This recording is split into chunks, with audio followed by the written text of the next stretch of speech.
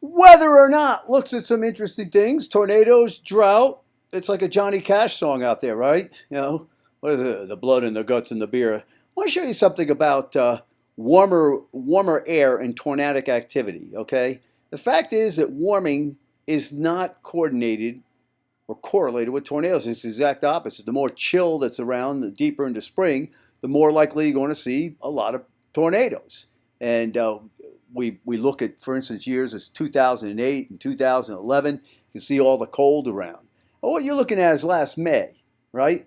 Whenever see, to get a lot of tornadic activity, you need it warm versus cold, not warm all over, because there's no temperature clash, just warm, right?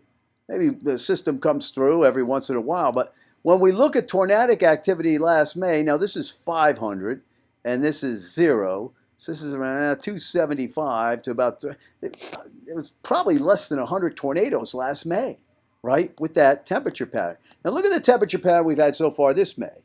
And let me tell you, the only saving grace, so it hasn't been worse, is because Texas has been cool. The source region for the kind of heat that gets involved in these clashes, and it causes a lot of precipitation too, is a little bit further east. And that's why over the past several years, with all this warmth in the Gulf and off the East Coast, you see the core tornado activity extend east a little bit more. However, let's keep in mind that the swap has been less overall. Okay, most years, not this year, but most years.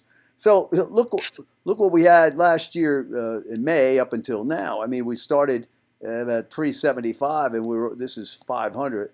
We're at 662. So we've had more in 20 days in May than we had the entire month of May last year, as you can see, and we're probably going to wind up. We'll be near 800 by the end of the month or so. Now, back in 2012, there was talk of a perma drought coming. And I think this bust that has occurred, California's turned around. Most of the U.S. is not in a drought. In fact, a record-breaking small amount of the U.S. right now is not in drought, which is a good thing. There is going to be, I think, an increasing area of dryness over the southeast. I'll get to that in just a moment. But this is the CFSV2 forecast for the summer. Temperature, largely near normal, cooler in the plains. But look at all the water, right? This is exactly opposite of what was being touted, okay? Remember, it's like the Arctic being ice-free by 2013. That didn't happen. Snow, a thing of the past. That didn't happen, right? I know they weren't talking about, northern climes, but it's actually going the opposite way. In England and Australia, people were saying, that's it, we're not going to see any more snow. I mean, the article's there. In fact, despite the fact people will deny it.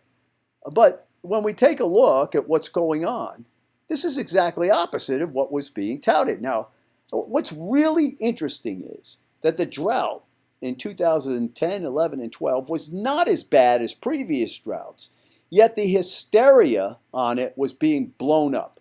So you see, California was nice and wet 2010 through 2012.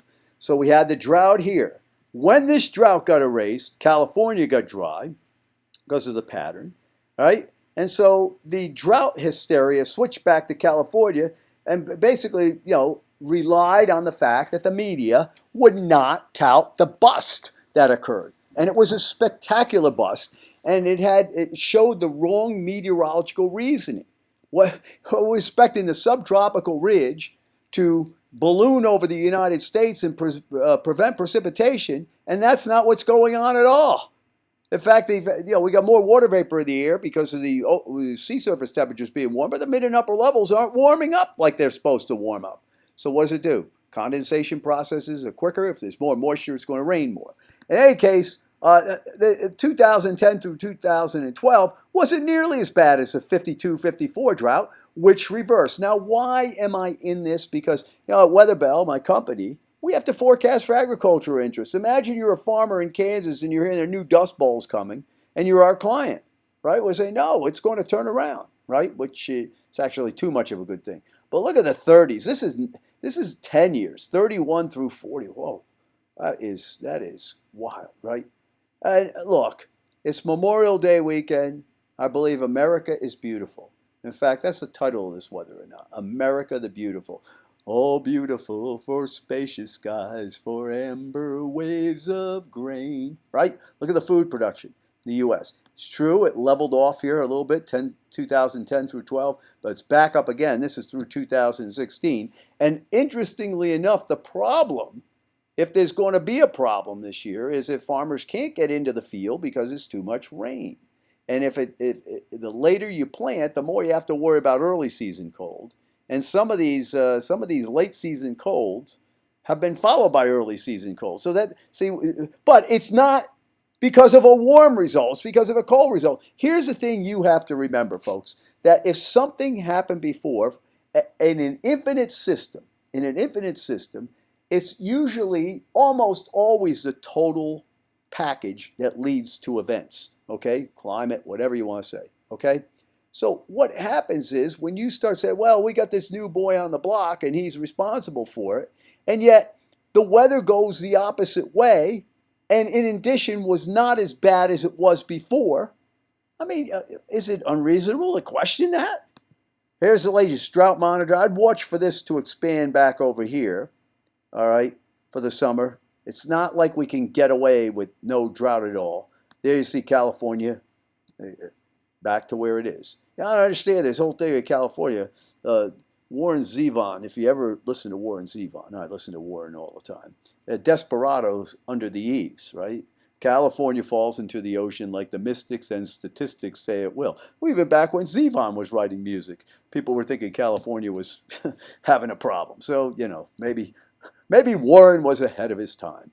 Okay, I hope everybody has a meaningful Memorial Day weekend. Try to enjoy the weather and climate. The only weather and climate you got.